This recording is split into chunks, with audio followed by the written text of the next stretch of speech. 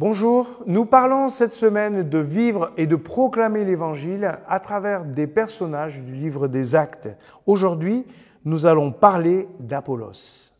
Actes au chapitre 18, verset 24. Un juif nommé Apollos, né à Alexandrie, était arrivé à Éphèse. C'était un bon orateur qui connaissait très bien les Écritures. Il avait été instruit au sujet du chemin du Seigneur et plein d'enthousiasme, il annonçait et enseignait avec exactitude ce qui concerne Jésus. Mais il ne connaissait que le baptême de Jean. Il parlait avec assurance dans la synagogue et après l'avoir entendu, Priscille et Aquilas le prirent avec eux pour lui expliquer plus exactement le chemin de Dieu. Un homme enthousiaste, mais qui n'a pas tout compris de la théologie. On en fait quoi? Aujourd'hui, on le découragerait. C'est bien, tu es de bonne volonté, mais tu ne maîtrises pas complètement ton sujet, donc arrête. On parle de théologie quand même, c'est sérieux. On ne peut pas laisser tout le monde, n'importe qui, enseigner. Et pourtant, ce n'est pas l'attitude de l'Église primitive vis-à-vis d'Apollos. Elle n'est ni laxiste, puisqu'elle va le corriger, mais elle n'est pas non plus arrogante. Elle ne décourage pas cette bonne volonté, cette motivation. Pourquoi cette attitude est-elle aussi différente que la nôtre? Parce que nous n'avons pas les mêmes valeurs. L'Église primitive croit au progrès et à la transformation des gens.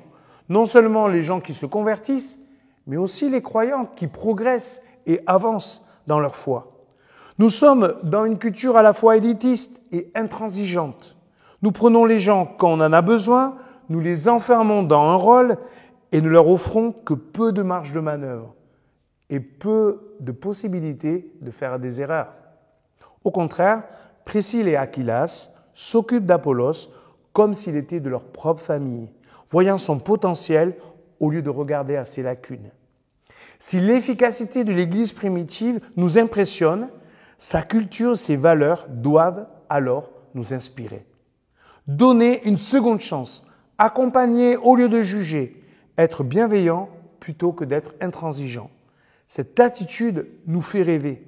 La bienveillance et la vigilance sont deux qualités essentielles de l'Église primitive. Elles nous démontrent que les deux objectifs se rejoignent. En tout cas, ce n'est pas parce que c'était un jeune chrétien qu'ils l'ont muselé. Ils l'ont accompagné et la suite leur a donné raison. Il a eu plus tard un ministère à Corinthe tellement apprécié qu'il sera comparé au ministère de Paul. Si nous voulons voir dans l'Église se développer des ministères fructueux, il nous faudra changer d'attitude, savoir accueillir avec bienveillance ce qui est perfectible. Il y a des beaux ministères qui sont en train de se lever et nous voulons les encourager.